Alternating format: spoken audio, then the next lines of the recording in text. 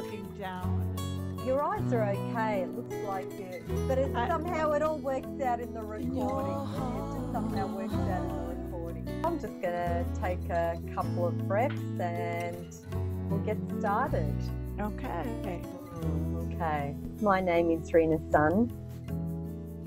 I've been doing a series of talks with female seers or teachers, for lack of a better word, and enjoying it very much. And today I'll be talking with Gina Lake from Arizona. Hello, Gina. Hi, Reenah. Good to be here. Thank you for coming. It's really lovely to be with you. Yeah, wonderful. So, what is it that I really want to know? Good question. So really what I want to know is what I call practical spirituality. And this is a code I use, spirituality meaning the inner search or looking within, and the practicality of how it translates in my perceived outside. And sometimes I notice that the two don't match, you know, after decades of seeking, doing lots of different meditation groups and lots of different exploration and traveling in India and trying lots of different things. I seem to have a lot of polished spiritual concepts, shall we say, that don't necessarily always show up in my life. I mean, even now, you know, I always thought I'm a really free person, and yet here I am sitting talking to you, and there's a nervousness.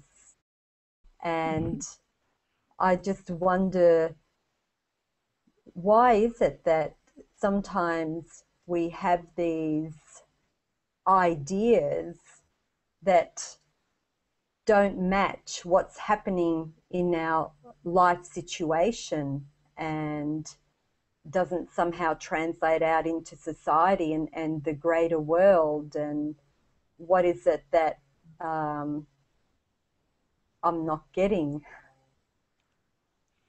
Well, you sound pretty normal and human to me. You know, what you're describing is the human condition and very much what people experience on the spiritual path, that there is a difference from how they feel inside and how they might express themselves outside. And that's the difference that I call in, you know, what I write about. It's the difference between the ego and the persona and the conditioned self and the spiritual self, which is the true self. And so we are all born, well, perhaps we're not born with a prominent ego, but we all are born with an ego, and that ego develops over time and becomes the dominant shaper and mover in most people's lives. And the spiritual path is about moving that ego to the background, from the foreground to the background. And we do this through spiritual practice and by paying attention to the inside of ourselves, which we call it inside, but it feels like that when we contact our truest self. It feels like it's deep inside. It's not on the surface. It's not what immediately comes out of our mouth and so on, usually. And so through meditation and spiritual practice, we begin to learn to contact that more and more. But it is difficult without a lot of spiritual practice for the ego to still not be dominant. And it seems that for most people, when they open their mouths, there's the ego. The ego is just right there as soon as we interact with people, as soon as we open our mouths and say something. And So the spiritual path is a lot about bringing that inner experience of oneself out so that it has a voice and it has an action through us, so that we begin to embody the true self and the deeper self. And it's a long process of, it takes decades for most people to bring that sense of self to the foreground. And so it's just so normal. And then the ego beats us up for not being faster with it, right? Not doing it faster, not being better at expressing our inner self. So, we're so hard on ourselves for not being able to reflect that perfectly in the world, but it's so difficult to be a human being. The ego is so strong. It's so entrenched in our humanness. So is this just my ego then that asks this question and that wants this radical happiness? Like, No, I would say that that is your deepest self coming forward. It starts as a sense of longing to return home, to find that peace and love that is possible. All of us have a sense that it must be possible to know peace and love. And I personally started seeing that other people were in another place than I was. Long ago, I noticed some people do have it. They have love and peace. So if there are some people in this world who are at peace and who are loving much of the time, then it must be possible for me too, right? So, um, yeah, the deepest self at a certain point in our spiritual evolution, our human evolution, it begins to come forward and wake us up. And it begins to demand that we find the answers to how to be more loving and at peace. And there are people out there who do know the answers. There always have been throughout history. Throughout time, there have been spiritual masters who were pointing the way out of the egoic state of consciousness. And so it's the divine self that at a certain point comes up and says, I want freedom. I want love more than I want money, more than I want power, more than I want all the other things that I want. I want what's true and good and real. And I'm going to find that. And so that's what asks the question. So the deepest self uses the body mind just as easily, maybe not as easily, but it can be used as easily by the deepest self as it is used by the ego. And in fact, it's often kind of a blend that's going on, kind of a back and forth really fast, where the ego's showing up kind of co-expressing almost with the deepest self, which I call essence, because I just like the word. so is ego like a separate entity? Like so often we talk about the ego like it's something separate to what's here. Well, it actually is the thing that creates the sense of separation, but it's not a thing. It's a programming. We're programmed to feel like separate individuals, like you feel like Reenah and I feel like Gina. And with Reenah comes all the ideas about Reenah and all the sense of that there's something lacking in Reenah and lacking in So life. so when it's not a real thing, it doesn't really have power then, does it? If you believe it, if you don't see through it, then it is real. And the fact is, we're born not seeing through it. Most people, unless you're an avatar, you're born believing that you are the ego, or perhaps the baby isn't born believing that, but quickly we as individuals learn, when our parents point to us, they say, you're Reenah, you're Reenah, you're a girl. you're a this, you're a that. And then we learn that, oh, this is who I am. I am this, I like this, I want this, I have this, I'm short, I'm tall, I'm girl, I'm a boy, whatever. We learn about ourselves, and that is the false identity, and all of that becomes part of the ego. But the ego technically is just the sense of being someone different from another person, and we're all programmed to have that sense, because if we didn't have that sense, then we couldn't interact with each other. So the oneness creates that sense on purpose so that it can have an individual experience.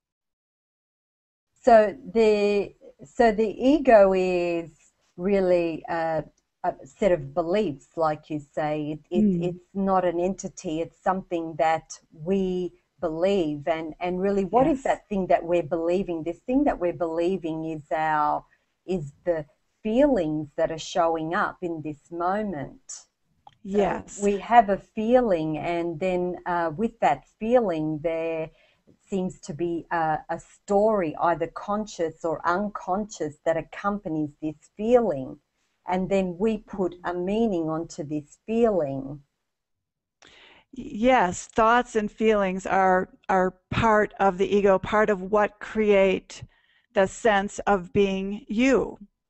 And so the ego being that sense of a separate self, it also, there's a lot of other things that are part of the ego. The ego, and this is all programming. So when I'm talking about the ego, I'm talking about the programming that we're given as human beings. It's like our biggest challenge. It's our cross to bear. It's what needs to be overcome in the long journey of all of our lifetimes. We need to see And through this ego this because is it. what I'd really like us to look at today. Okay, yeah. Well, the biggest feature of the ego is fear and a sense of lack. So it perceives life a certain way. So we're programmed to perceive life as scary and as lacking and untrustworthy. So we innately come to life with that sense of it isn't safe, we aren't good enough, I'm lacking, other people are lacking, life is lacking, it's not good enough, and that it's a scary world and we are not safe, and we have to be right, get on top, be superior, overpower others in order to be safe.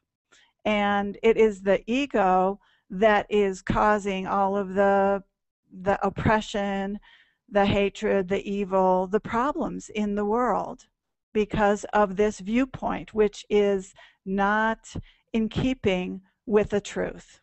The truth is that there is a beautiful intelligence behind all of life. It's trustworthy, and it's all about love. And when we can align with that perspective instead of the egos, we're transformed, and the world can begin to transform. So the ego's you could say the devil. I've said it before. It is the negative side of humanity. But it isn't the true side of humanity. That's the good news. The good news is it's just programming. And the other good news is that who we really are is the beautiful goodness, love, wisdom, peace that many of us do experience, either briefly or ongoing. The potential for human beings to be beautiful, lovely, loving, at peace is there within every human being. And that's such good news. So let's look at where we get this programming from. Like, like we get this programming, and it's societal, right? And it's like society for so long has run on what we call distorted principles. And I'm just wondering how we can rewrite some of these programs that we run with. Yeah. Well, the ego is our programming as a human being. So everyone is just given that. And then on top of that programming is all of the conditioning that we get from society and from the culture. And because most human beings are live in the state of egoic consciousness, then most of our conditioning also reflects egoic consciousness. You know, if we lived in a divine world, then we would be conditioned divinely, right? But our world is an egoic world because most human beings are run by their ego. So that's the training and the conditioning that society and our environment generally gives. But of course, there are always human beings who are trying to train in love and peace and wisdom in the midst of this crazy egoic fear and negativity and power over that is so dominant in our world today.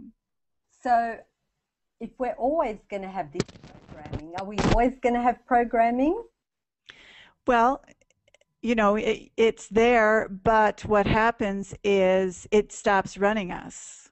So, you know, it might as well not be there if we're not listening to it. It's as good as it's not being there. So it doesn't really go away, or it might quiet down. It certainly does quiet down, I would say. It becomes less negative.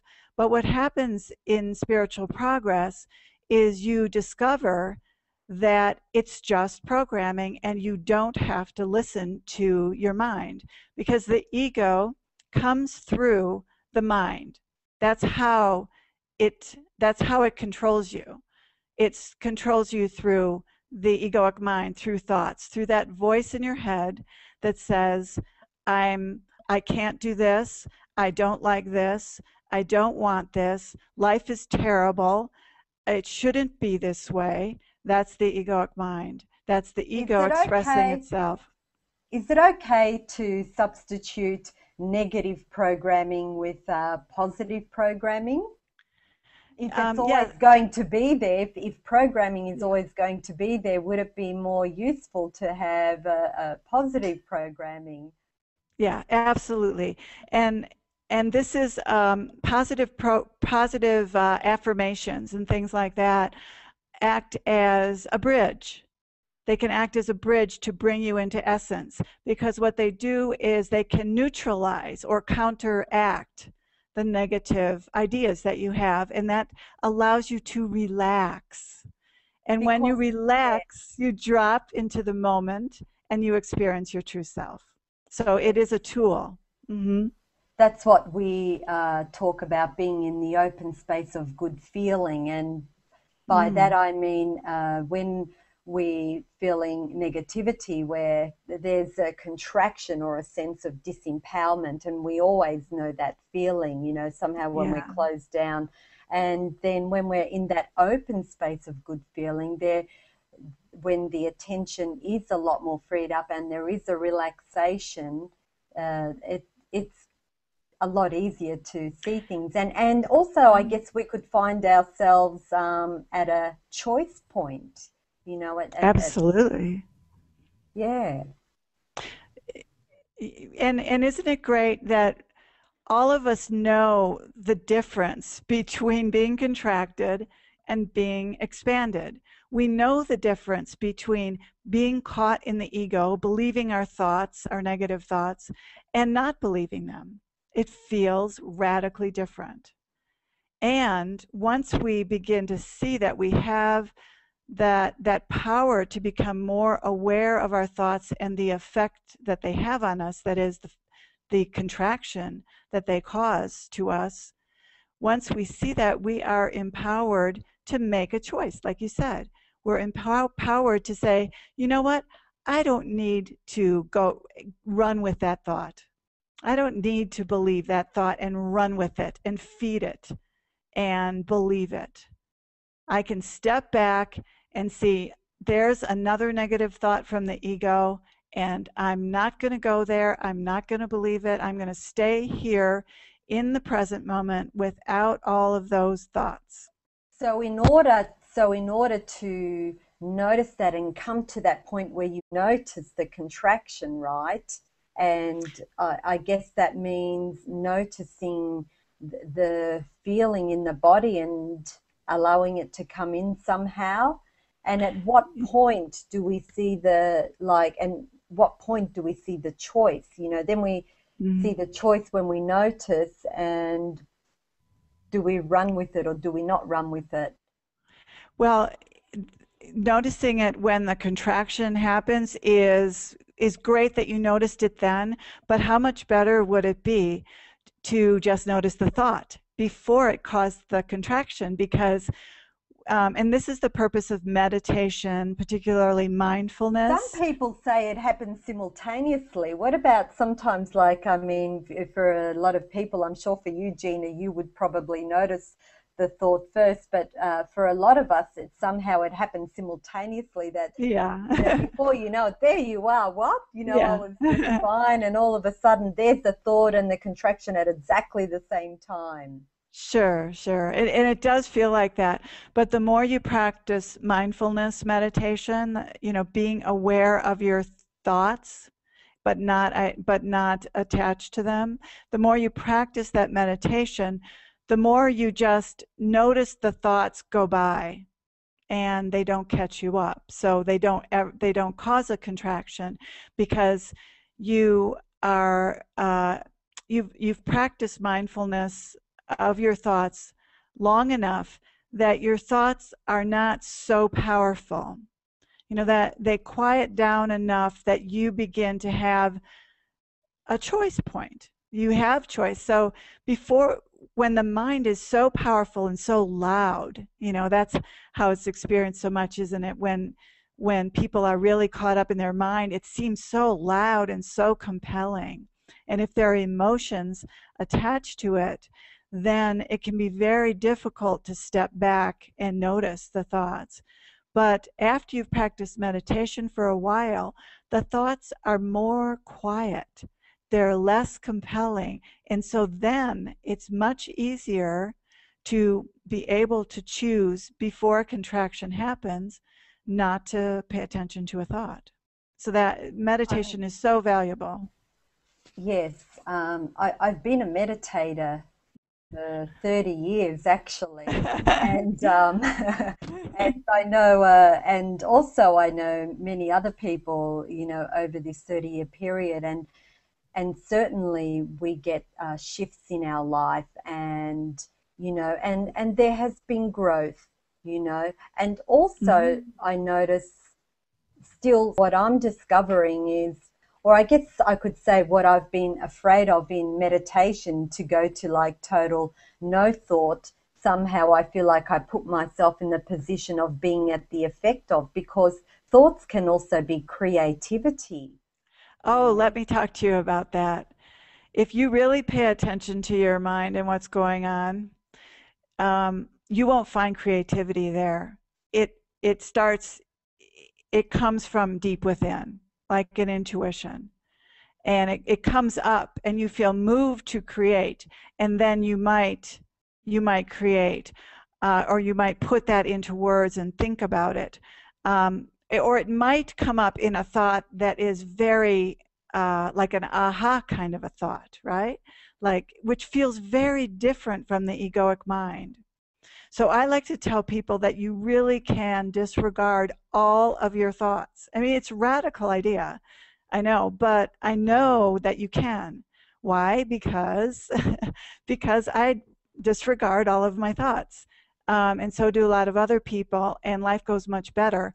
Anything that you need to know that's beautiful and that inspires you and that allows creativity and gives you wisdom, it arises from deep within you, in your body in a sense, and it might pop into your mind like a little light bulb, but it is not at all like that voice in your head that is more like a commentary, at best a neutral commentary, but more likely an ongoing kind of, you better not do that, he should have done this, I don't like this, I don't want this, all this resistance to life. So really the egoic mind is just not, doesn't have anything of value. You can move through life really beautifully by just noticing. See, when you don't listen to the mind, what happens is that you become very aware of a more subtle way of being that isn't as loud as the mind. And of course, you know this, everybody does. Everyone is aware of life moving them, of inspiration and intuition moving them. We all are moved many times during our day by this being, this spiritual being that we are, because that's really the only thing that's living us. It's the only thing that's here, anyhow. And so you can move through life on the basis of this urge and instigation of the deepest self. And there isn't a lot of thought that goes along with it necessarily. And you can pick up So, your mind and use it to plan if you need it. You know, you can use your mind in a useful way, but you don't so need that voice in your head. Yeah. certainly, I feel and I experience this creativity and inspiration you talk of, and I can disregard my conscious thoughts, but somehow it's those unconscious thoughts Yeah. that Yeah. that that I'm just not even aware of, that come out to play, is the ones I guess I speak of. You know, the more Yeah. somehow I disregard those conscious thoughts, the more those unconscious ones arise. And this is the call or point to as the collective. It's not something that belongs to me personally, so to speak. It's something that comes from those distorted principles from society. It's that sort of that Mhm. one mind of belief, and it's not even seen to be disregarded, and it plays Mhm. out in a life situation. And how do I know Yeah. that? I mean, I just have to look Mhm. at the world and see how many beautiful people that we both know that are growing and are meditators. And you look at so many people's life situations, it doesn't seem to spill over so much, not even on a world level still. You Yeah. know, Yeah. it seems like to be a, a bit of a mess, and this is not something that I can Mhm. ignore. So, It's tough. Like I said, it's really hard to be human. And even those of us who have been practicing spiritual practices for years and years and years and doing healing work and all of that, it's still challenging. There are still that subconscious is never emptied. It's never emptied. And there is also reconditioning that is happening through the media and other means. So we're also gaining conditioning as we're sloughing it off. So it is difficult, and I think I just want to say that it's so important that we're gentle with ourselves, because nobody does this human thing perfectly. You know, nobody does it perfectly, and it is a beautiful journey, and the journey is a matter of things coming up, and coming up again and again, and new things coming up, and we're really not meant to have it be any other way. It's really fine. It's yeah, hard. yeah, I think that may be Mhm. provocative to some, particularly in spirituality, because Mhm. so much we're told that we're genderless. But I'd like to look at where we are strong as women, and where uh, where we are powerful, shall we say, in society, or how can women power somehow smooth over what's happening on the world, on the outer, so to speak. Yeah, well, what we're seeing on the outer, like I said earlier, is the power of the ego. The ego wants power, it strives for power, and ego identified people are creating a world where power over other people, power over things, is is power over the earth, is is what is desired and what is valued.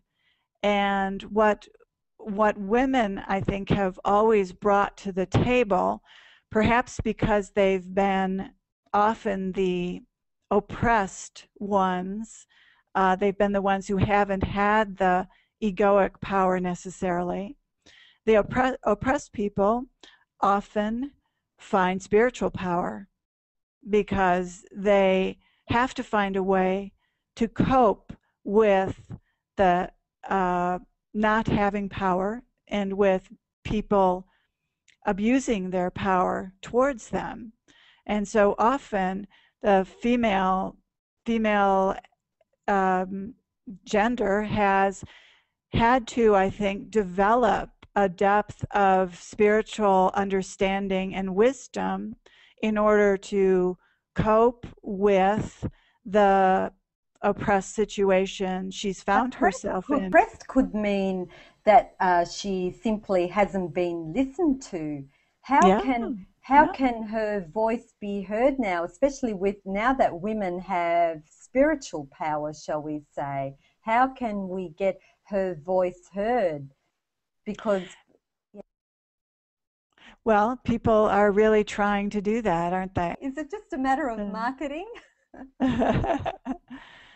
Well, there is such a movement of freeing women and trying to bring the values that women have generally held for society to the forefront, because it's obvious that the egoic values, and I'm not really wanting to call them male values, because that it might be that men are in power, but men could equally have these beautiful values of love and peace and unity and cooperation. That they aren't absent in men, of course. Just so happens that the men are in power, and the egos are in power. So it looks like men are abusive of their power, but it could just as easily be the other way around. So the women are learning to express the higher values that they've been caretakers of throughout the centuries. And it's becoming clear to more and more people that that is what the earth needs, because the egoic values have just destroyed it. So Is I to think ask for a woman's voice to be heard egoic? Would that be considered egoic? no, I think that it's strong to say that, to express what is true. And so an empowered woman or an empowered person is someone who is aligned with their deepest self, with essence, and who speaks from that place of wisdom and clarity. And from that place of wisdom and clarity, the voice will always be a voice that moves people towards love, towards unity, towards cooperation, towards caring and nurturing others. So those are not just feminine values, they are actually the spiritual values. Feminine values are spiritual values, but I should also add that strength and leadership, the more masculine values, are also spiritual values. It's beautiful when someone is actually coming from a place of true strength rather than power over. And that's a true masculine value. And it could be a woman who's expressing that true strength. And Leadership be neutral, where women also have leadership to be heard? oh, sure, absolutely. The highest values, love and strength and wisdom and clarity, they don't belong to men or women. It's not a gender, it's not that the gender owns them, but it happens to be in this world that the men are encouraged to express strength and express leadership, and women are encouraged to submit and do the nurturing and caring. So we're conditioned to follow these particular roles and hold certain values more strongly. But these aren't really female or male values. They are just values. They are spiritual values. So the more men and women are aligned with their spiritual selves, the more this world will come into balance, and the feminine values of love and caring and unity and cooperation will begin to balance out the egoic values that have been so much in dominance. So I think women have a huge role in the world today because they are, and I'm making a generalization, but they are more the bearers of spiritual values, which are so needed now.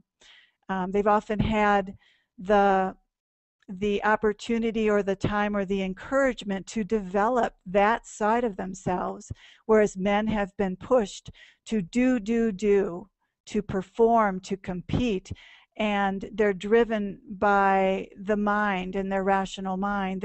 They're encouraged to develop the rational mind, to believe the rational mind. Well, the rational mind's perfectly fine, but they're conditioned to succeed and conditioned in the egoic values and to do instead of Don't we be. need some rational mind to be heard? Or could that be Yeah. one of our weaknesses as women?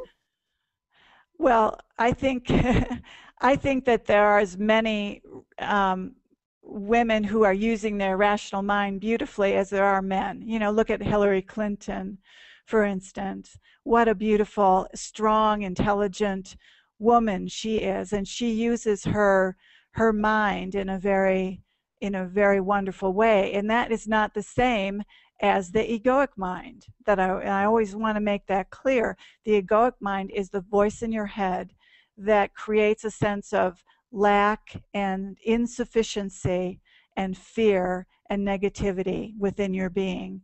Whereas the rational mind is this intelligence that we all have that we can use I to think function that better. voice in that voice that you talk about never made it to the head. I think it's just unconscious. I think it's unconscious principles somehow that just play out that we believe in. Well, yeah, yeah. But you do hear it in your head, right? If you don't, I think you're like the only person on the planet. I get it there. I can let it go.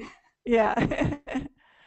And I mean, isn't it great news that the the sticking point, the challenge in life, the devil, it is only comes through as a thought. It only exists as a thought. And a That's thought, that's beautiful, Gina. Yeah, just yeah, wanted to acknowledge that. It's yeah, beautiful. it only has power if you believe it. And once you see, there's this huge movement now, and I guess part of it, because this is what I write about so much, in helping people to see that their thoughts are not theirs. Their thoughts are not who they are. Their thoughts are not such great things most of the time. You know, most people go through life without questioning their thinking. And there's a huge movement now that is saying, wait a minute, you must question your thinking because it's very crazy. You know, this egoic mind is borderline insane. It doesn't make sense. You know, as Byron Katie says, it's always arguing with reality. And when you argue with reality, you only lose 100% of the time. You know, it's crazy to argue with reality, and yet that is what the egoic mind is constantly doing. And when you begin to see how crazy it is that these thoughts are not worthy of our attention, then you can begin to be free of them. And that's when you can really start to live.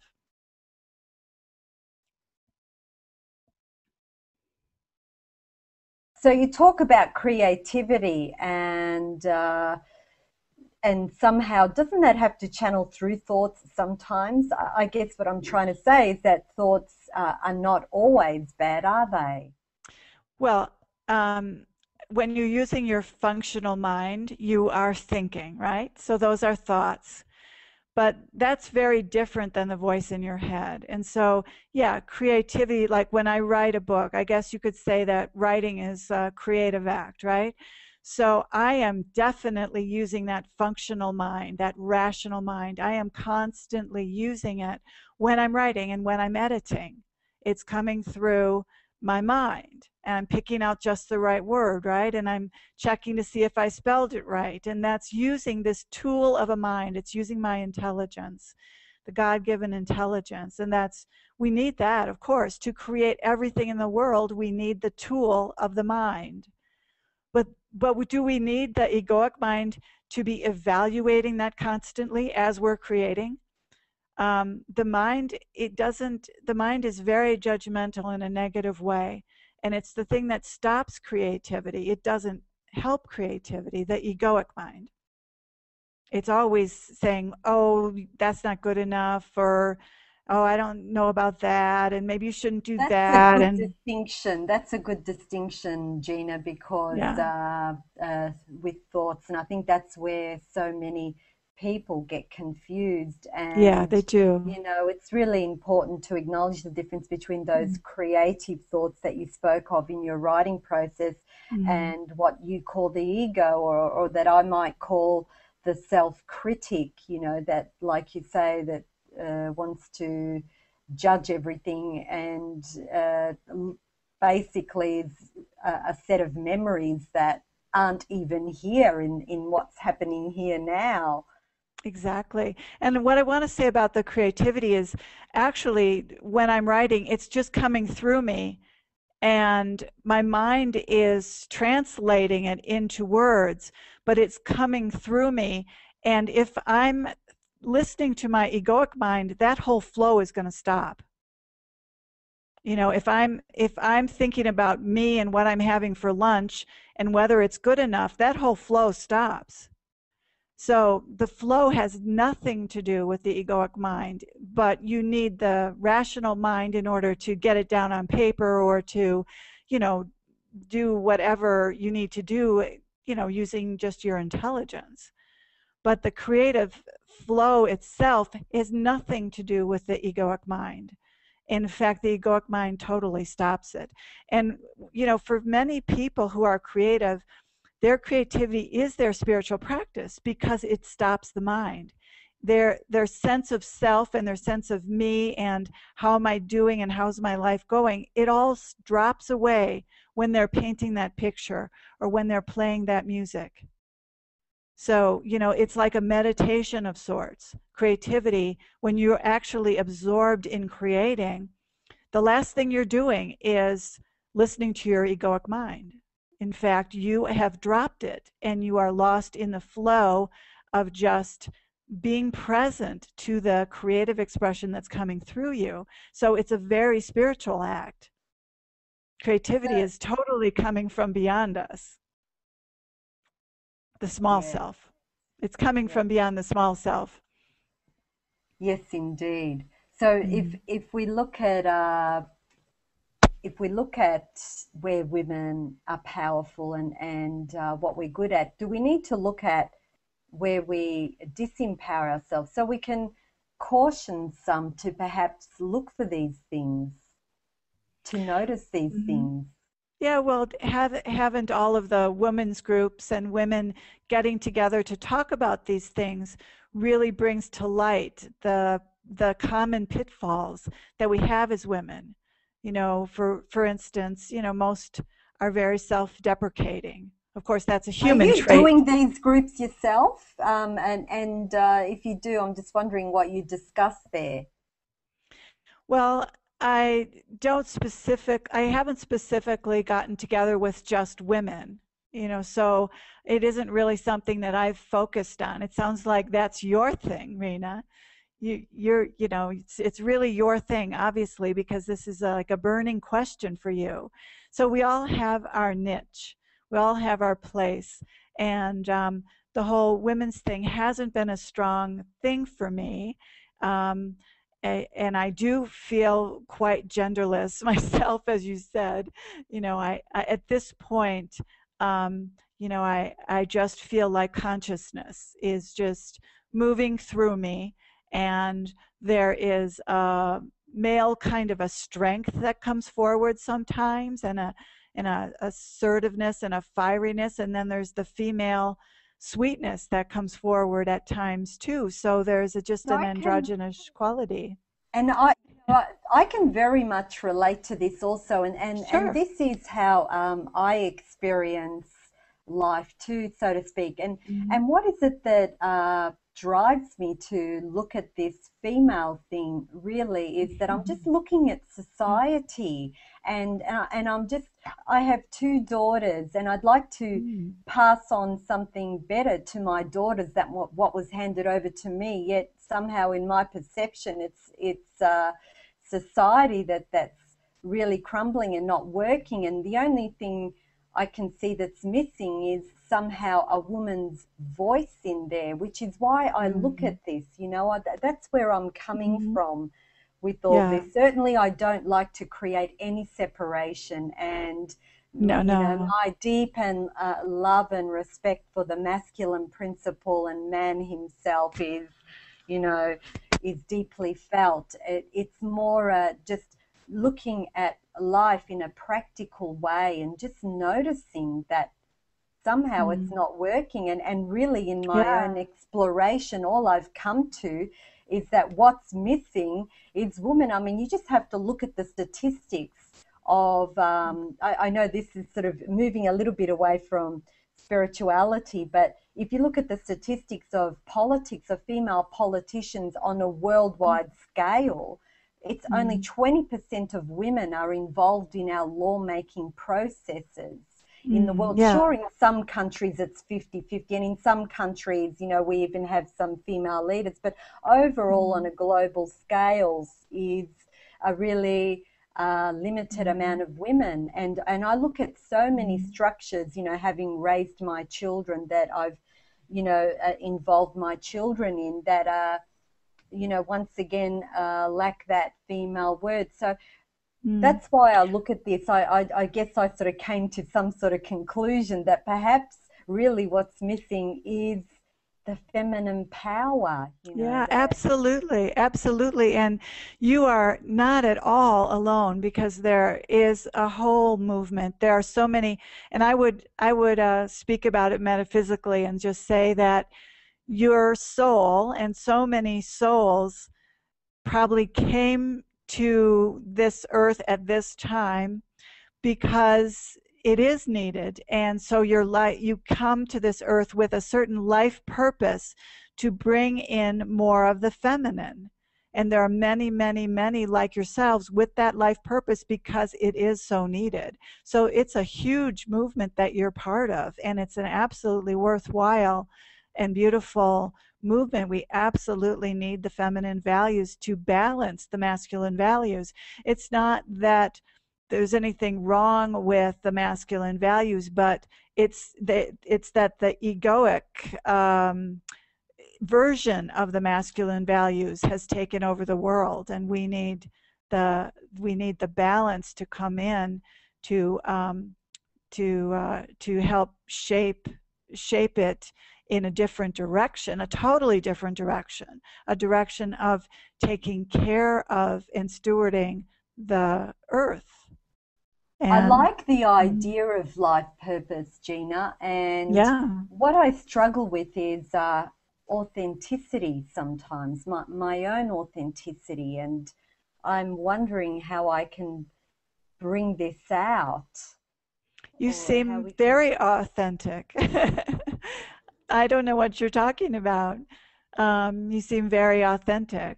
So, Well, somehow, not always an honoring of my word, that what I speak and what shows up in my life somehow doesn't match, that somehow it just appears like there's a lack of integrity or something. And I don't know, I mm, guess, not that I want to critique myself, because certainly I can allow for what is here and how yeah. it's here. I just want to go, I want to take this deeper. I'm discovering that what I believed to be authenticity and really what shows up, because what's on the outside is what is my experience reflecting. That's all I see. All I see is myself out there.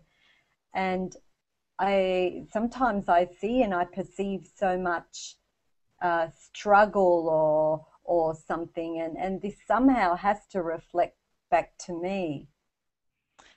Yeah, well, it's not easy to express exactly what you know to be true in every moment, and so you do your best. And it's really beautiful that you question yourself and you're trying, to be a better expression, be a more true expression of what you inwardly know. I mean, that is beautiful to move towards greater authenticity.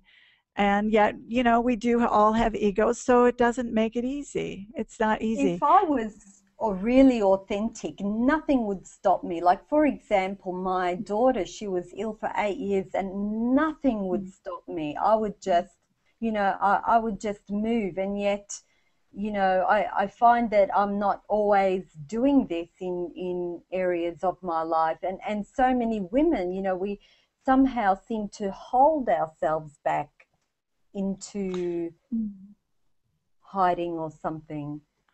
Yeah, well, the first step is just seeing that you might be holding yourself back. And then you begin to see, then the next step of the process is you begin to see how you might be doing that. You get some insight into how you might be doing that.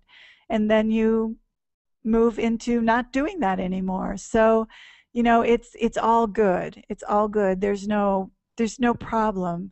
I think you're, like everyone, a little hard on yourself. And what is it that's hard on ourselves? It really is. It's the ego that's hard on ourselves, and it doesn't really help.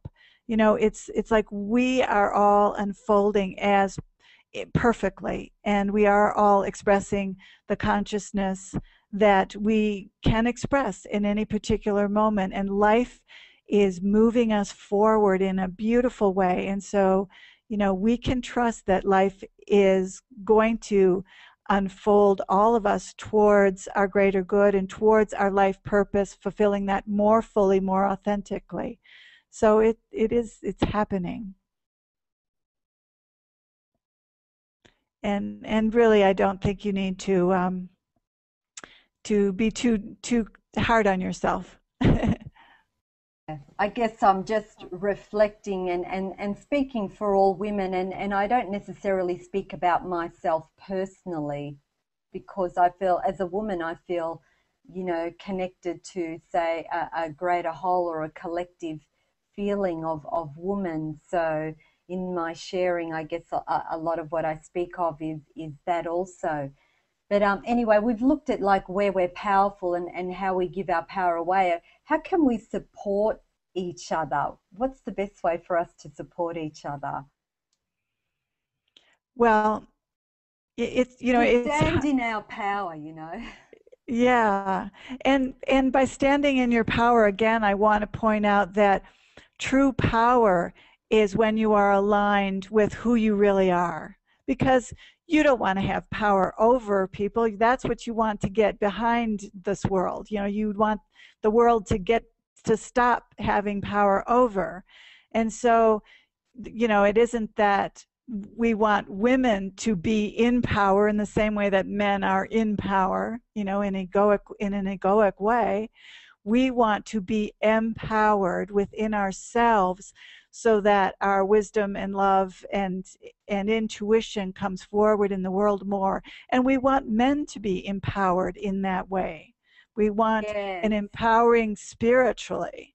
And so when you are aligned spiritually, you will naturally support other women and other men, other people. You will naturally do what your beautiful being came here to do, and you'll do it Love the way you say beautifully. that, Gina. I love the way you say that. It just feels so natural and so authentic to just be ourselves and Yeah, to trust that being ourselves is is really enough, okay. It's and enough. is enough. It is enough for all of us to be exactly where we are, to be exactly at the level of consciousness we're at, to be exactly unfolding the way we are.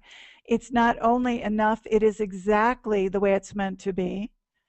And so when you can rest in that, just knowing it, that all is well and unfolding as it needs to, what that does is it drops you into that place of empowerment and that place of wisdom and that place of creativity, so that your actions in the world are aligned with that and that you know what to do in this moment to express that. The answer to how to do this is always in the moment. And you drop into the moment by dropping out of your mind and paying attention to what this being that you are, how it's feeling moved to act and speak. What is it feeling moved to do? And that's all we ever have to do, is just do what our being is feeling moved to do without the interference of the egoic mind. And it's much more simple than we think. Mine feels to make these recordings. That's what I'm pulled to do, and Yeah, say, absolutely. come on, girls. And Yeah. I just wanted to add something else in regards to support, and this is something else I Mhm. guess we've touched on maybe in some other talks, and that's celebration. Like what you say resonates so strongly about, Mhm. just being ourselves. Really, it's that simple, being ourselves. And one way I find being myself is through celebration, and Mm. have done this so much in, whatever that is for you, dance, singing, I love Mm. fire and I love to dance with fire, or whatever it Really? is, or you may like to write or write, Mm. so Mm. it's Yeah. and also to Mhm. call, and also to call for action in action without anxiety though, Yeah, and that's that's, good. yeah, Hmm. and just Hmm. to, take a step. Like, can we hold a vision? Can we create enough space and availability of attention to even have a vision? Well, yeah, you first have to allow yourself to be quiet and just be, and not be too busy acting or stressed out, because you won't be able to just tap into your deepest self and be in the present moment if you're doing, doing, doing, and you're stressed out. So, first of all, we all need to take a breather, to stop being so busy and take time every day to be very quiet and listen within. Then we will know what right action is. But otherwise, we're running around with our like a chicken with their head cut off, right?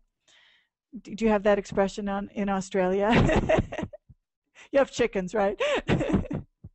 That's, yeah, actually, that's been very much my blessing. What you say about taking a pause. I'm lucky in my life situation where I can take lots of pauses. I've Yes. certainly lived a very varied life, and also a life of busyness, and now I find I have a lot of pauses, and feel Mm. so grateful for these pauses and see the importance of them in order Yes. to really see what is here now, and Yeah. usually what Yeah. I'm discovering, what is here now, is really quite simple and very sweet.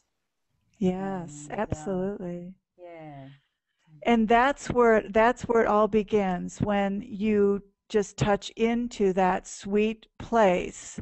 That's where the real transformation comes within you as a person, because you begin to be more and more aligned with that place. The more time you spend in the present moment, the more you get to know that place, and the more you begin to embody that place, and the more that becomes your natural state and way of being in the world.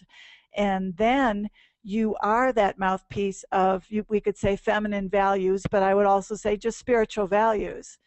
And so it's so important to just be, because a big part of what's wrong with the world today is all the doing, doing, doing, and all the stress, way too much doing. It puts us in our ego. It's the ego's running the show, and it's not doing a very good job. So that's why the book that I'm working on right now is called From Stress to Stillness. And it does focus on the importance of creating a lifestyle that supports being and not just doing, I and that love that support. title. I love that title. Oh, good. Yeah. And so it's so important that we move out of the egoic mind, which is always pushing us to do more, do better. It's never good enough. And we get so stressed out when we are listening to the egoic mind. And that's how most people are.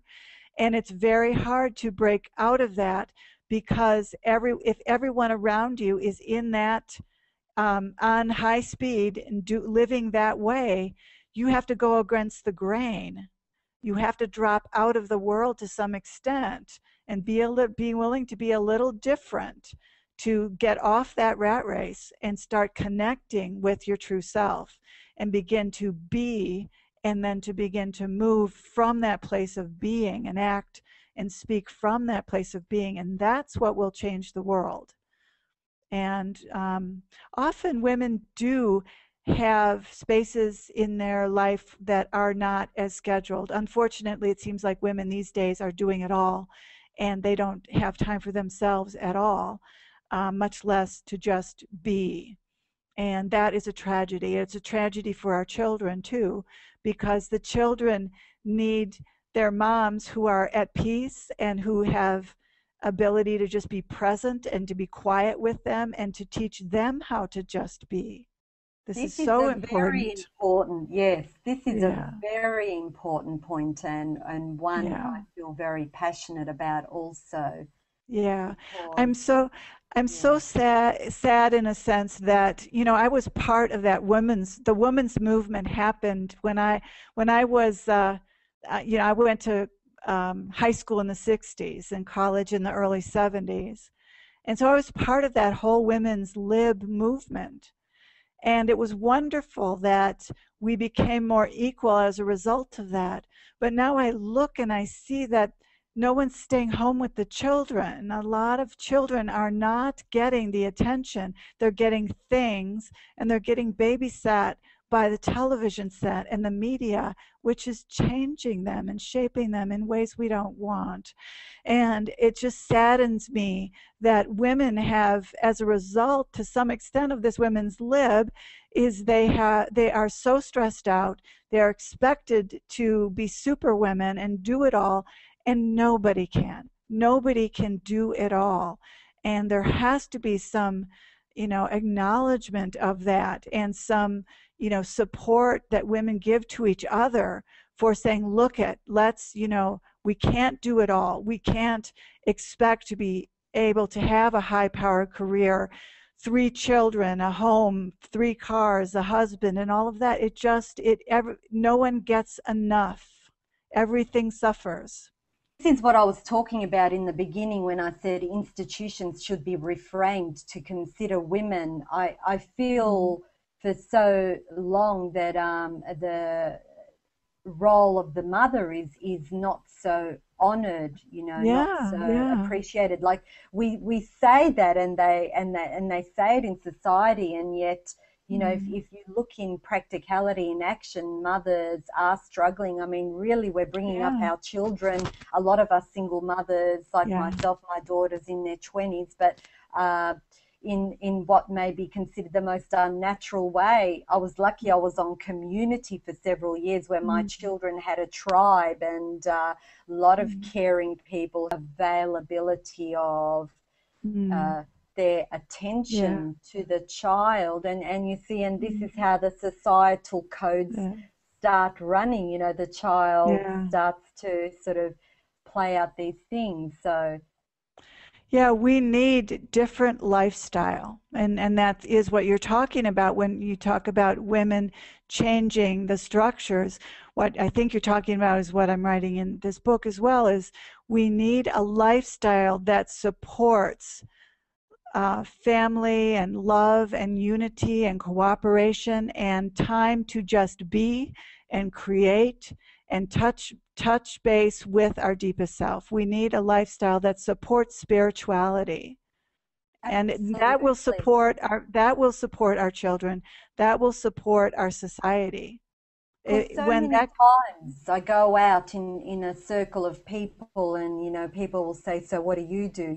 Particularly when your children are young, and a mother who'd be staying at home looking after her children would be like, "Oh, oh, I'm just a mum. Oh, I'm a stay-at-home mum." Like really, it is something that I consider that should be revered as a really highly honorable role, one as much as a doctor or a professional. But yet yeah. even she somehow has bought into the, oh, I'm only this, so Yeah, and it was the same way even when women didn't work, it still wasn't respected. So, being a housewife and a mother has never been a high-paying job or a high respect, situation, position, and that really didn't change with women's lib, unfortunately. So, um, yeah, it's inner values that have to change, and we have to change by aligning with ourselves spiritually.